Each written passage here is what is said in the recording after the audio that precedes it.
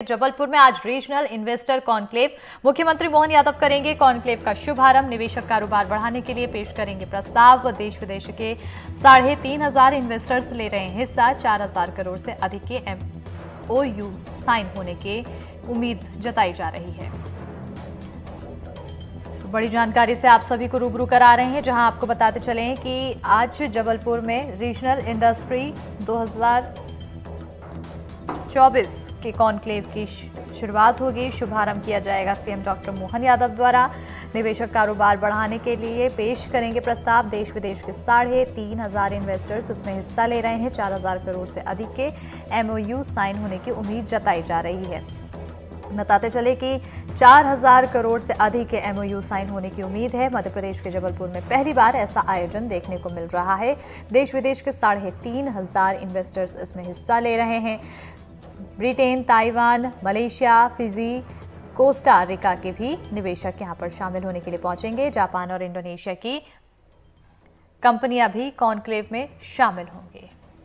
और ज्यादा जानकारी के साथ हमारे सहयोगी संजीव चौधरी जुड़ चुके हैं। सीधा रुख करेंगे हमारे सहयोगी की ओर। संजीव, आखिर फिलहाल किस तरह की तैयारी देखने को मिल रही है? मंच किस तरह से सजा? लोगों के पहुंचने का सिलसिला कब से शुरू होगा? अस्मिता, लोगों के पहुंचने का सिलसिला शुरू हो गया है। देखिए, ये आई लव जबलपुर और आई लव महाकौशल बनाया गया है। इसका पूरा उद्देश्य ये है कि महाकौशल और जबलपुर रीजन में जो परेशानियां थी उद्योग जगत को लेकर अभी तक नहीं थी, उसके लिए ये स्पेशल कॉन्क्लेव किया जा रहा है। रीजनल कॉन्क्लेव का पहला जो आयोजन है वो जबलपुर में किया जा रहा है। रजिस्ट्रेशन की तैयारियां आप देख रहे हैं, ये चल रही हैं। इसके साथ साथ जो सबसे बड़ी बात है वो ये है अस्मिता की डिफेंस सेक्टर में बहुत फोकस किया गया है। और मैं आपको दिखाता हूं कि जबलपुर में व्हीकल फैक्ट्री एक बहुत बड़ा प्रतिष्ठान है। तो व्हीकल फैक्ट्री ने अपना स्टॉल लगाया है। व्हीकल फैक्ट्री के लोग, जो भारत में आप कहीं भी देखते हैं जो शक्तिमान वाहन बनाया जाता है वो जबलपुर की व्हीकल फैक्ट्री में बनाया जाता है। तो व्हीकल फैक्ट्री ने भी अब अपना स्टॉल लगाया है। वो ये चाह रहे हैं कि ज़्यादा से ज़्यादा लोग आए और देखें। इसी तरह जो डिफेंस के और भी इस्टेब्लिशमेंट है, देखिए ये जो बॉम्ब्स बनाए जाते हैं वो यहाँ पर रखे जा रहे हैं ताकि जो दूसरे देशों के लोग आ रहे हैं वो आकर देख सकें। तो ये सब अलग अलग तरह से आज जो सामान्य तौर पे पब्लिक को देखने नहीं मिलती हैं जो चीज़ें, वो आज यहाँ पे डिस्प्ले की जा रही हैं। ये डिफेंस जो क्लस्टर है उसको बनाने की मांग भी बहुत दिनों से चल रही थी और सरकार चाहती है कि जबलपुर में डिफेंस क्लस्टर बनाया जाए। आपको एक बहुत सुंदर मॉडल दिखाता हूँ। ये वोफोर्स का जो अपग्रेडेड वर्जन हुआ था, ये उसका मॉडल है। ये सर, मैं ये जानना चाहता हूँ कि ये क्या मॉडल है और क्या लेके आए हैं आप? This one is the upgraded version of Bofors, which is 155 cross 39 caliber gun, and this one is 150. As you can see that 155 and 45 caliber Dhanush gun. Okay. Sir, ये जो छोटा एक और मॉडल दिख रहा है, ये क्या है? ये LFG का मॉड्यूल है, light field gun. The range of that gun, इसका बोर होता है 105 जो ये बोर साइज रहता है ये 105 रहता है। तो और जो इसका बैरल लेंथ रहता है पर्टिकुलरली इससे कम रहता है धनुष गन से। As you can see that model में भी आप देख सकते हैं। तो इसका रेंज जो है कम रहता है, बट ये अपर टेरेन पे काम कर सकता है, ये वाला जो LFG। तो इस तरह से ये सब चीज़ें जो अभी तक पब्लिक तक नहीं आती थी, इस बार आप लोग इन्हें डिस्प्ले करने लाए हैं। ये आप अपने इन्वेस्टर भी खोज रहे हैं क्या?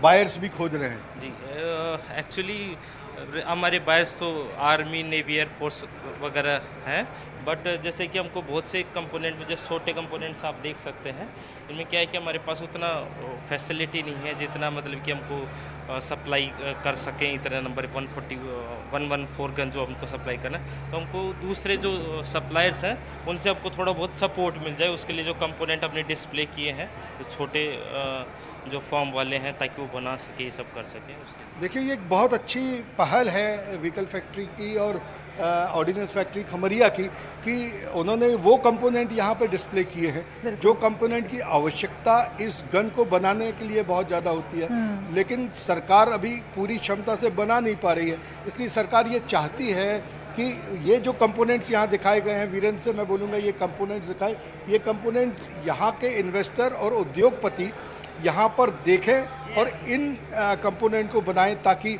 यहाँ पर उद्योग बढ़ सके, किया जा सके। इसके साथ मैं आपको और भी कई चीज़ें दिखाना चाहता हूँ जो अभी तैयारियाँ चल रही हैं, क्योंकि मुख्यमंत्री जी पहुँचने वाले हैं। ये व्हीकल फैक्ट्री का स्टॉल है।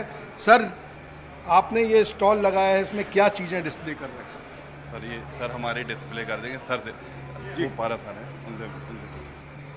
सर आइए, स्वागत है आपका एनडीटीवी में। ये आप क्या डिस्प्ले कर रहे हैं? ये सारे जो हमारा टैंक होता है T-72 टैंक, उसकी यहाँ पर प्लान है जबलपुर में ओवरहॉलिंग का।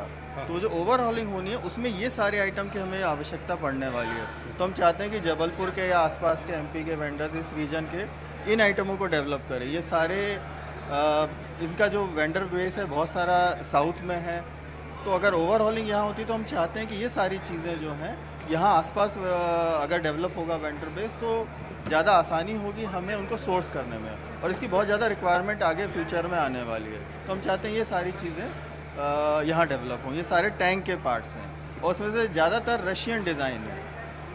देखिए, ये बहुत अच्छी पहल, जैसा मैंने अभी आपसे कहा कि की जा रही है। यहाँ पर वो इक्विपमेंट्स वो लगाए गए हैं, पार्ट्स लगाए गए हैं, ये रशिया में डिज़ाइन किए गए थे, लेकिन जब टैंक की मरम्मत की जाती है, इसकी ओवरहॉलिंग की जाती है, तो ये सब पार्ट्स लगते हैं।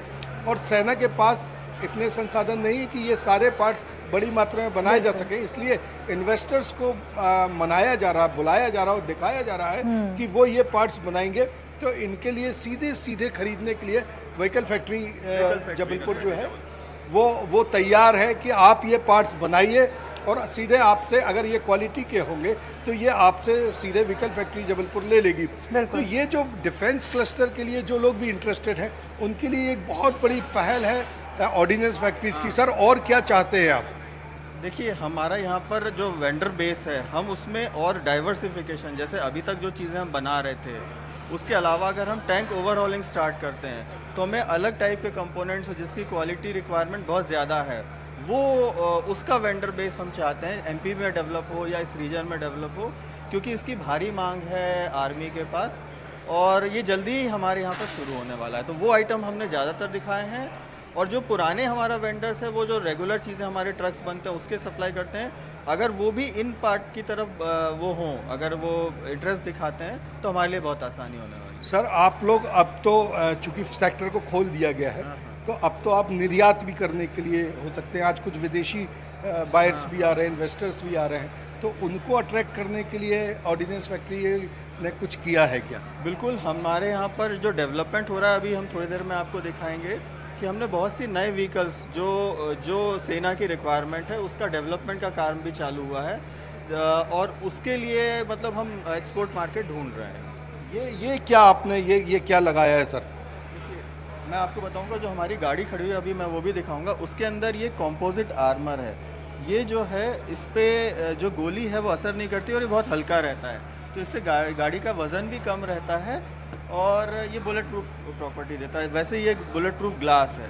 तो भैया अभी मैं आपको गाड़ी में भी दिखाऊंगा ये जो लगा हुआ है, हमने वो गाड़ी भी लाई हुई है। एनडीटीवी ने इस पर एक विशेष खबर की थी जब आपने ये गाड़ी को पहली बार डिस्प्ले किया था, लेकिन आज हम उसके अंदर का सामान पहली बार देख रहे हैं। और ये आम पब्लिक के लिए है कि अगर पब्लिक चाहे, जो हमारे लोग हैं वो अच्छे से देख सकें, जो इन्वेस्टर हैं वो चाहें, और उद्योगपति तो इन्हें बनाने के लिए भी पहल कर सकते हैं। ये देखिए, इस तरह से एक ये इंजन लाया जा रहा है। अस्मिता, बहुत बड़ा सेक्टर जो डिफेंस का इस महाकौशल क्षेत्र में अभी तक है, पर हमेशा ये कहा जाता था कि यहाँ के उद्योगपतियों को डिफेंस में जाने नहीं मिलता है, तो अब खोल दिया गया है। अब आप देख रहे हैं चारों तरफ ये डिफेंस के लोग हैं, अब इसको खोल दिया गया है कि जो चाहे वो इन कंपोनेंट को देखे। बिल्कुल, और इन कंपोनेंट को देखने के बाद ये भी अनुमान लगाया जा रहा है कि अगर इन्वेस्टर्स इसे देखते हैं तो कहीं ना कहीं वो प्रभावित जरूर होंगे और आने वाले समय में एक नई राह देखने को मिलेगी। बेहद ही सुंदर तस्वीरें देखने को मिली है, ऐसे पल पल की सुंदर तस्वीरें हम देखते रहेंगे। लेकिन फिलहाल बहुत शुक्रिया संजीव तमाम जानकारी देने के लिए।